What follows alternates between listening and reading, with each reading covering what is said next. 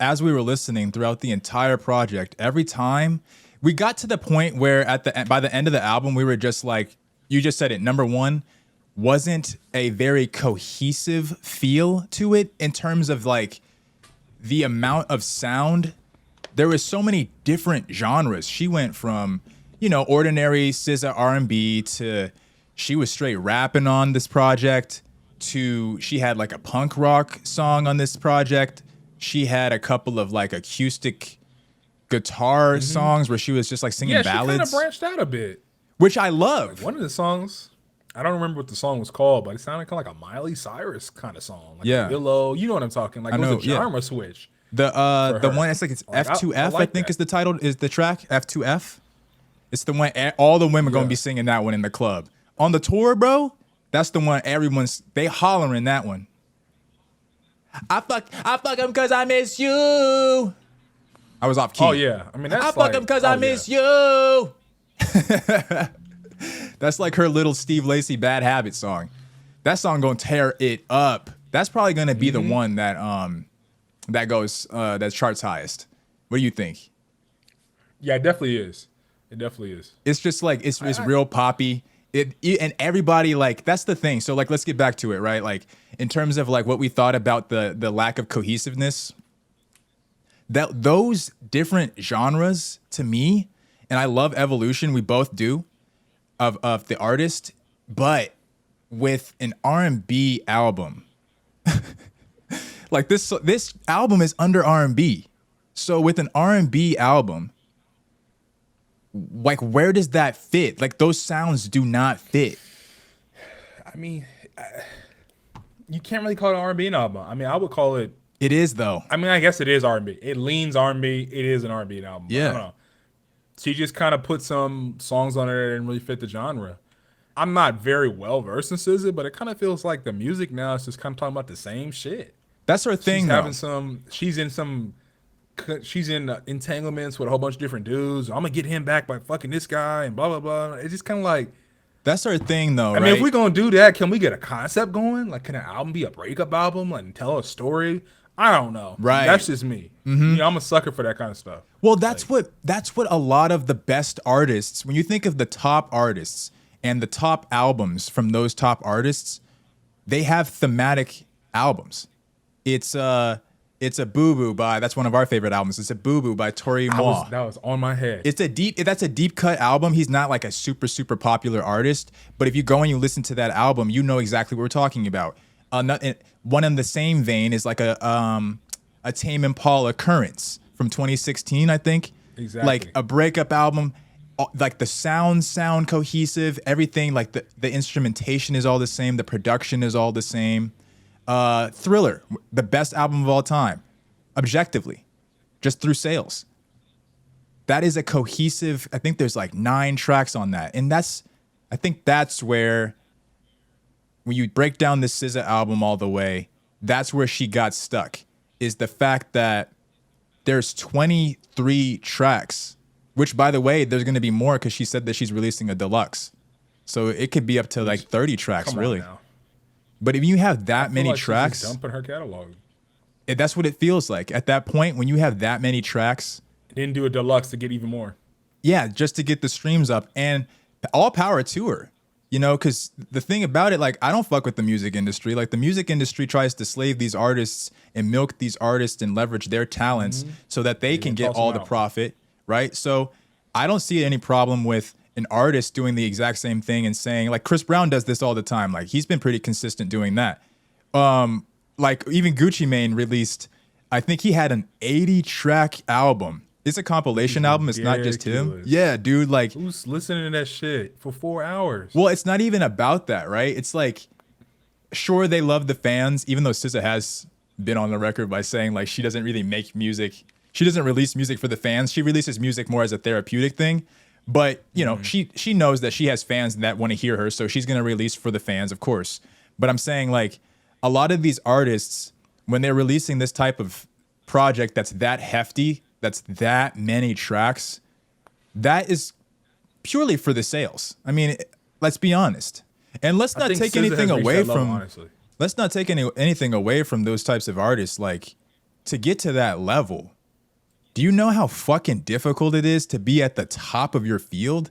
Drake is at the top of his field.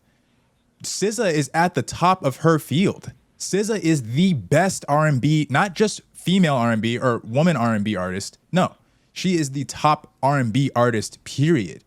So that's what I'm saying. That's why I prefaced it in the beginning. Like, we're fans of SZA. I mean, you're not the biggest fan or anything, but like you don't hate on SZA. Like we know what it is. She's talented. Yeah, we know what the fuck it is. I listen to songs that she's in a lot.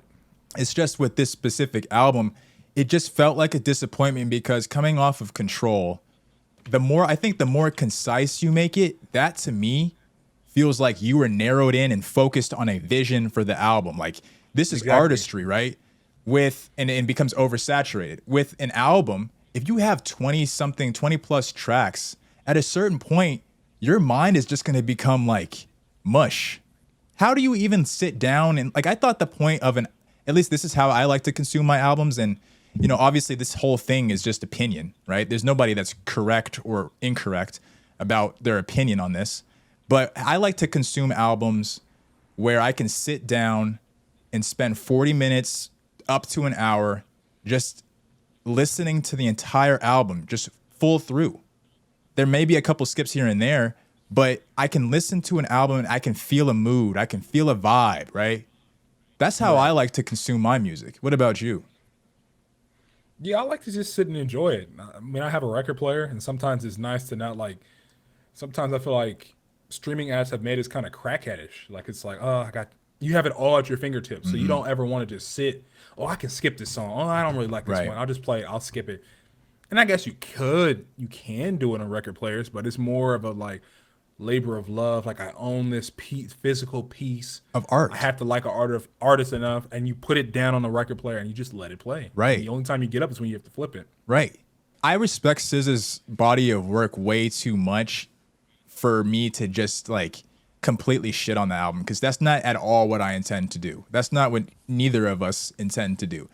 We just, you know, we have this is our podcast, and we can say what the fuck we want to say. And we love SZA, and we want to talk about SZA. It was an important piece of artistry that came out this year, and we needed to talk about it.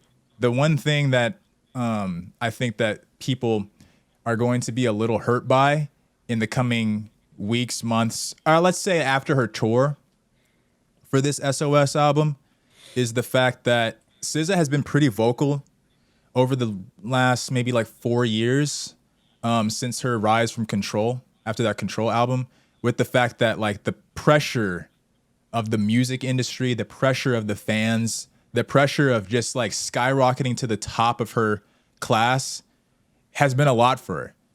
And, you know, I'm sure that'd be a lot for anybody, but I say all that to say she has different endeavors. It seems like that she's, I mean, according to her interviews recently, like during her rollout, she's been saying that she has different ambitions outside of music.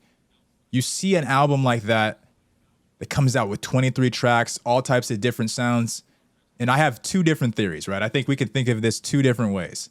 On one side, it's either she put all of these different sounds out and just let us have all of it because she wants to be done with music for a minute and worry about other things, other crafts, other versions of her career. Or it could be the exact opposite, which is she gave us all of this great music and all these great different sounds in order to allow the fans to tell her like exactly like what direction they kind of see her evolving into. Where they're going. Yeah. What do you think? Because I think it's going to be the previous. I think that she's pretty much done with music. I think she's going to take that Rihanna route. Where I think I could see it. I think she's going to go that Rihanna route. Do you think she's going to be like a competitor, like be a Fenty Beauty, go into that whole? Yeah, we talked about that. That's really interesting, right? I think she's talking about like, I think she said makeup. I think she said like, I forget. You guys can go see it. I think she did an interview with Fault, FAULT. I think is the company that she did an interview with that we're referring to. So you guys can go check that out for yourself to see exactly what she was talking about specifically. But I don't know. I mean, she doesn't have, I've never seen her have like a creative team where like I don't think she's ever done like collaborations on that level where she's investing in this top business, and Right. we never seen it. So kudos to her for She could trying get it. there. Huh? She could do it. Oh, I'm yeah. not- I mean, she definitely feel like you get to a certain level of influence. You can hire whoever you need with experience to build what you want to build. Yeah, man. She's the top of her field. That's why I don't put anything by her. Like, and I love to see the growth. Like, I hope nobody thinks that we're hating her or anything just because we're being a bit it's critical. just- yeah, I'm like, she's extremely talented, but it's just like some artists are extremely talented. They get on and they just kind of like, music seems like it no. I'm not saying this in particular for her, but you never know. And if music is like, I don't really care about music. She's even letting people know, like, I want to get in the business side of things. Music is not something I see myself doing longer, but you can kind of see it in the music though. Yeah. And a lot of these Didn't really artists are seem like doing it that. had. Yeah, Like, isn't music that is the a way to plan? get on. Music is a way to get capital, and then you start doing what you really want to do. Exactly. Isn't that should be everybody's plan, and we've seen that. You know, there's a lot of education that has been done, not just in the music industry, but any of these like celebrity type industries, like acting, even all the way into like athletes. Like, a lot of these athletes are turning into businessmen, not only after their career, but during their career as well. During their career. LeBron is going to be a billionaire in a few I years. think he already is, right? I don't know. I don't really pocket watch LeBron like that, but he possibly is. I'm sure it's just quiet, you know.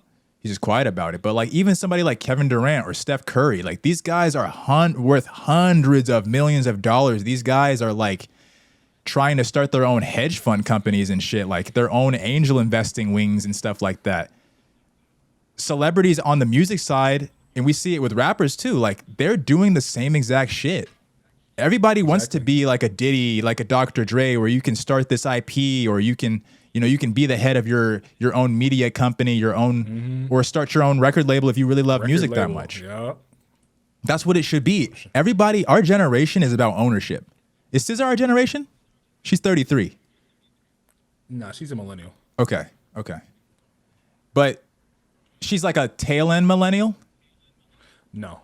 She's like a real millennial? Millennials. Oh, okay. Yeah. Well, more recently, like, the narrative is like ownership is what matters, equity, ownership, and everybody is understanding like that is the way to not only get your money, like, you want to get paid, right? Like, that's important, but it's not even just about that. It's about the fact that, like, you just want to be able to leverage your own value, right?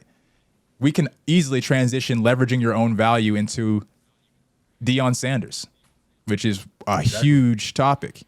Huge topic. You think we're done with the SZA topic? Polarizing topic. You have anything else Yeah, to we're say done. about SZA? No, I just think I'm happy she's moving in a different direction, and I just kind of think you can see it in the music. Like, she's extremely talented.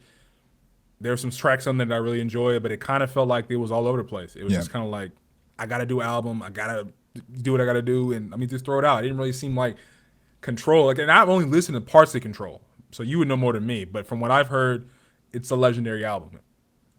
It's so Didn't really legendary feel like that I'm same sure kind of cohesiveness is in there. that album is so legendary. It's such a classic that I'm almost positive you've heard more than half of it, just because more than half of it are hits.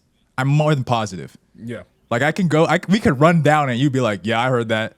Yeah, I heard that. Oh, I know the words to that one. Yeah, like, I'm more than positive. Another thing we didn't mention as we transition it into the Deion Sanders topic is the fact that when you are under a label, when you are signed to somebody under contract, you don't have any fucking, unless you're like the top, but even then you're still signed. You still have quote unquote masters, right? I use that as a figurative term, but in the same token, it kind of is literal. You have masters that dictate what you can say on your projects, the type of sound that you come out with. They dictate everything, how much money they're going to put into the marketing. I say all that to say that SZA has been extremely vocal, even back in Control days, back 5-6 years ago, that TDE, she signed to TDE, the label, TDE is extremely, and she's not the only one from that label that says this, is extremely overbearing with their releases and how they allow people and when they allow people, their artists, to release. So a lot of our disappointment could be placed on the shoulders of Punch the owner, the founder of TDE, and that team. Like, who knows? Maybe TDE was the reason. Like, we're complaining about the fact that we didn't really enjoy the fact that there was all these different sounds and stuff. It probably was TDE that was like, yo, like, and I'm not sure like what her, I don't know if this is like her last. I don't know what her contract is. I'm saying, like, I don't know how many albums she has to release and stuff on her deal and stuff like that. But you know, it's possible that TDE was like, yo, like, we know that SZA's time is coming to an end with us. Let's get as much as fucking possible, because we know if she put out 23 tracks on an album, how many fucking tracks do you think she has? Period. I know. It's been 5 years since Control. Yeah. So, and that's one thing I don't understand about TDE is like they don't really seem like they have that many artists for you to be waiting 6 years to drop an album. I'm sure it's a lot. Of course, this is my ignorant opinion, non-music industry opinion. Maybe they're like, there's so many people dropping constantly, we got to like schedule ourselves in. I don't know. Well, they always do that. I think it's a little weird. They always, I think every label, because that's the marketing about it. Like, you're going to do all the data and stuff to figure out, like, that's why SZA gets released in the fourth quarter. She's a fourth quarter act. This is like holidays, you know, fourth quarter is when you make the most buck. That's when people are consuming the most. So, of course, she's a fourth quarter act. But like Kendrick released first quarter this year. You know what I mean? Like, this has been a big year for TDE. Right. And even Kendrick had things to say. I mean, he's not as vocal as SZA, but even Kendrick had things to say about how they released his music. His last album, this was the final album on his contract. I think he's done with TDE unless he resigns. I know Isaiah Rashad had multiple interviews. He was on the Breakfast Club.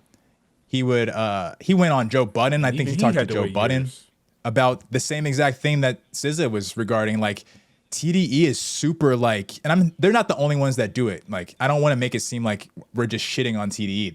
That's the precedent in the industry. But they're like really like, nah, you can't release that shit. What is the reason about it? Because they're trying to get Are their they just profit. really picky about what they release, or is it just? I mean, of course you want to be picky. You don't want people to, because you have to market it. That's an investment. Yeah. But I'm just saying, like, Period. Yeah. If someone has a quality project, why won't you let them put it out? Because it's like when you're on that level, dog, when you're making hundreds of millions of dollars, and they're a huge label, but they're not even near the level of Universal, Sony. No. You know what I mean? Imagine. So when you think of it on that level, when it's like the same as like the movie industry, when you're on that level and you're putting in hundreds of millions of dollars, I'm talking about the movie industry. You're putting in hundreds of millions of dollars into one project. You need to recoup as much as fucking possible. And the only way to do that, or the best way to do that, is to be able to hit as many genres as possible, as many demographics as possible. You got to be not only do you have to be trendy, can we put this on TikTok? You know, they're asking all these different questions, right? Is this going to be part of our part of the tour? Like, are we going to be able to market this as a lead single? Is this going to get radio play? Like, there is so much that they think of and that they think about, and they have to hit on all these different metrics in order to answer to their shareholders. And so that's the reason. That's the reason why they do that. So I don't blame TDE, and I don't blame SZA. I think that it just overall, the combination of the artistry and everything that was involved, everybody that was involved, didn't really come together for something that I enjoyed. But the overall consensus that we've seen is that people really enjoy this album. And they really, I'm telling you, I don't know if it's just stands, but like, they're acting like it's better than Control. They are. Even the critics, like Metacritic, Pitchfork, you're going to start seeing them. Like, I think this is a very critically acclaimed album already. And to me, it's just like, I don't see it. But like we said, everybody has an opinion. I hope she gets her awards. I want her to get her Grammys and shit for sure. Like, I want her to win. Just because I don't like it doesn't mean I'm not going to. And I don't like it right now. It's only been 2 days. You know what I mean? Like, it's only been 2 days. You know for a fact I'm going to sit with this for another 5 years until she releases again.